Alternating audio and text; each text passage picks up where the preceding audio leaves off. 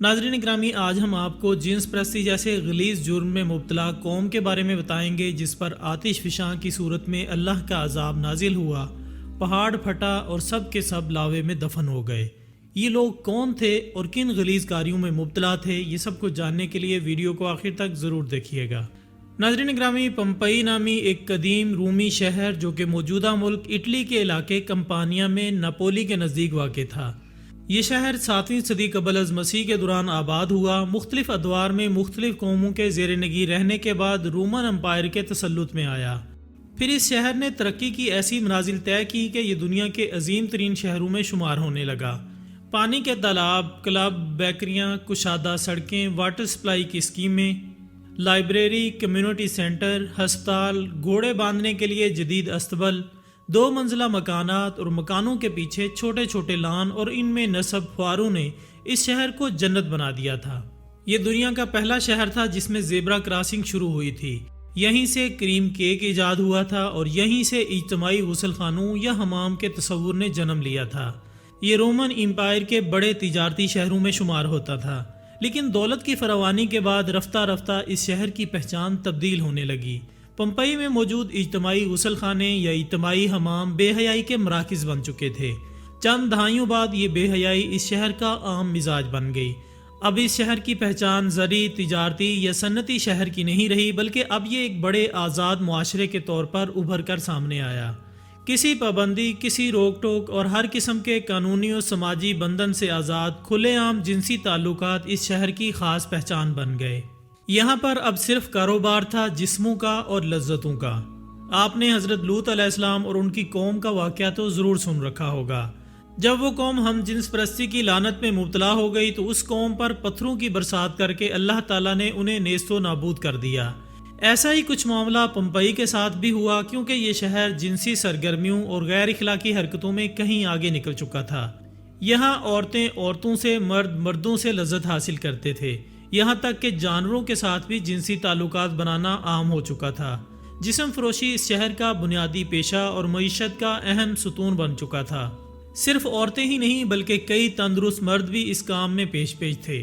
غلاموں کے ساتھ ساتھ عام شہریوں کی بھی ایک بڑی تعداد اس پیشے سے وابستہ تھی۔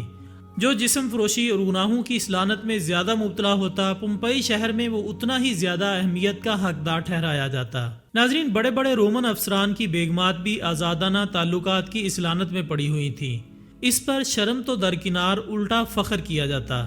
اس شہر کے کھنڈرات سے ملنے والی تصاویر اس قدر بیہودہ اور فحش ہیں کہ لوگ انہیں دیکھ کر کانوں کو ہاتھ لگا لیتے ہیں۔ پمپئی کی دیواروں پر لکھی غیر اخلاقی اور غیر فطری شاعری کی مثال ماضی و مستقبل میں کہیں نہیں ملتی۔ ماہرین کی ترجمہ کی گئی عبارتوں کے مطابق دیواروں پر کندہ تحریریں دراصل اس قوم کے چند شاعروں کی شاعری ہیں جو انہوں نے فطرت کے اصولوں کے خلاف عمل کے حق میں کی تھیں۔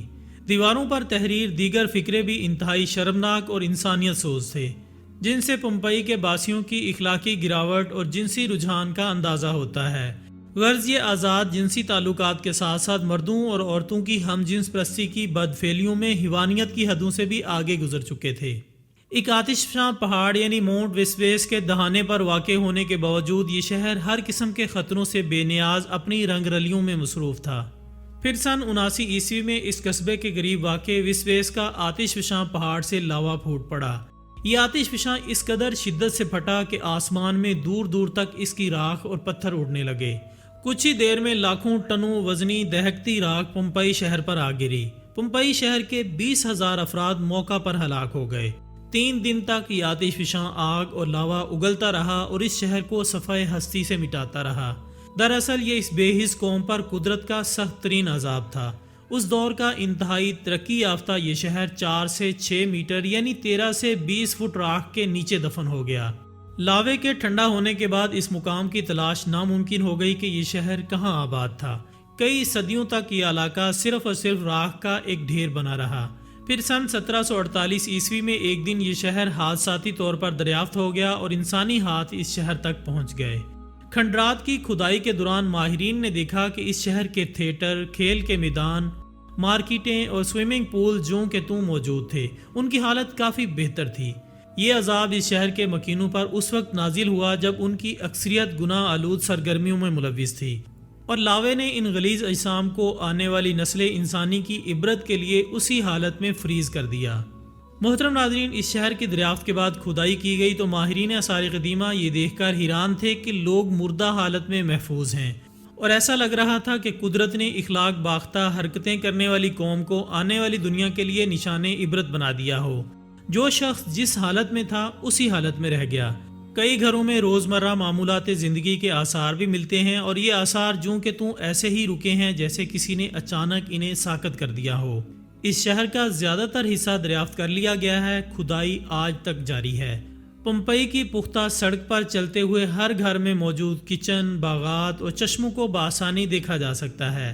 اس شہر میں صاف پانی کی فراہمی اور نکاسی آب سے لے کر زندگی کی ہر آسائش موجود تھی۔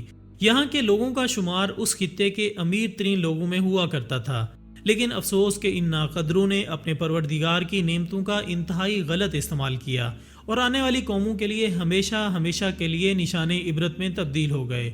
ناظرین، اس عذاب اور پہاڑ کے پھٹنے کی وجہ سے یہاں سلفر ڈائی آکسائڈ کی مقدار فضا میں اس قدر زیادہ ہو چکی ہے کہ لوگوں کو سانس لینے کے لیے ماسک کا استعمال کرنا پڑتا ہے۔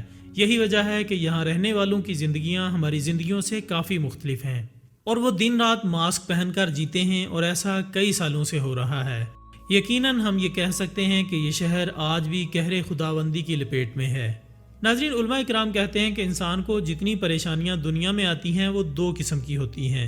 پہلی قسم کی پریشانیاں وہ ہیں جو کہ دراصل اللہ تعالیٰ کی طرف سے قہر اور گناہوں کی عذاب سے ہوتا ہے۔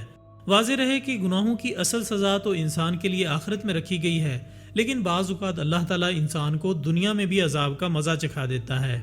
جیسا کہ قرآن مجید فرقان حمید میں ارشاد باری تعالیٰ ہے، آخرت میں جو بڑا عذاب آنے والا ہے، ہم اس سے پہلے دنیا میں بھی تھوڑا سا عذاب چکھا دیتے ہیں تاکہ یہ لوگ اپنی بدعمالیوں سے باز آ جائیں۔ دوستو، دوسری قسم کی پریشانیاں وہ ہوتی ہیں جن کے ذریعے بندے کے درجات بلند کیے جاتے ہیں۔ اب سوال یہ پیدا ہوتا ہے کہ ان دونوں میں فرق کیسے کریں گے؟